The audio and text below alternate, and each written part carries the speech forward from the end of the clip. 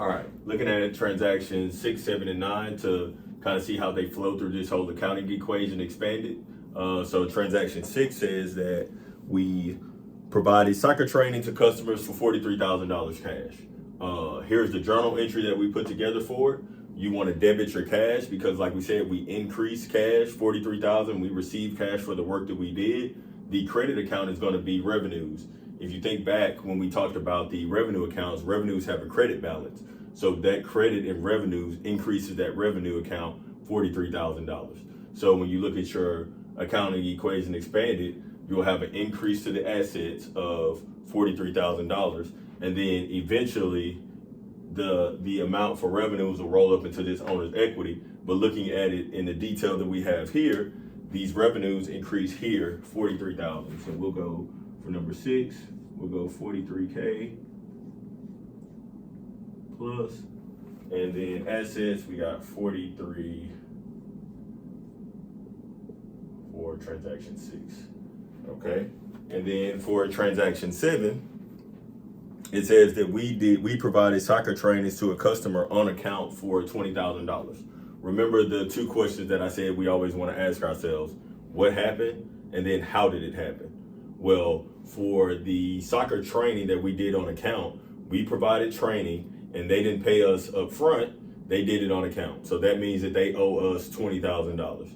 That amount is going into our accounts receivable account. Accounts receivable is basically money owed to you by customers, by vendors, anybody like that. And these are amounts that you're expected to collect within the next 30 days, right? So for transaction 7 here, we have an increase to the AR account, which is an asset. So we'll go 7. I know it's a little jumbled up here, but 7 for $20,000. And we did that on account. And we still recognize those revenues because we've already done the work for it. So we would credit our revenue account because it's an increase to the revenue account, right? Of 20,000. Okay, and then transaction 9 says that we paid salaries to employees for 28,000. So that means that we came out of money that we had to pay out to from the corporation to our employees who are working and providing these trainings. So here is how this transaction would look. It would be a debit. Remember, expense accounts contain a debit balance, while revenue accounts contain a credit balance. So here, to increase this expense account, we want to debit the expense account $28,000, and we're going to decrease our cash account because we paid cash out the door to those employees, $28,000. So for 9, we have a decrease of 28,000, and here on expenses we have an increase of 28,000.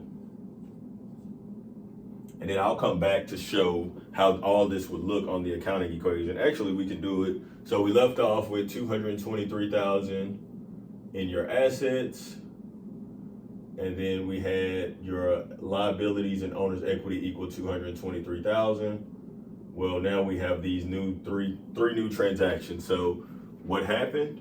We have an increase to the asset of 43. We have an increase to the asset of 43,000.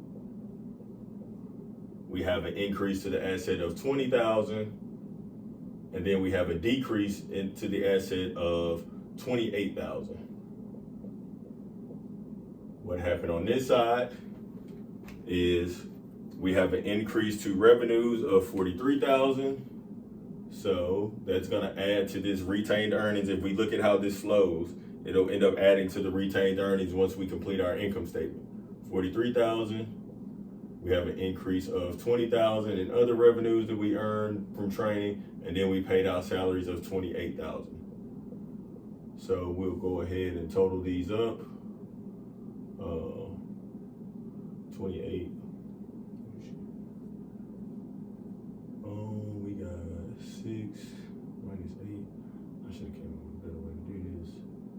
So that's going to be 8. We have 6. 2. So we got 268 here, and we got got the same thing here.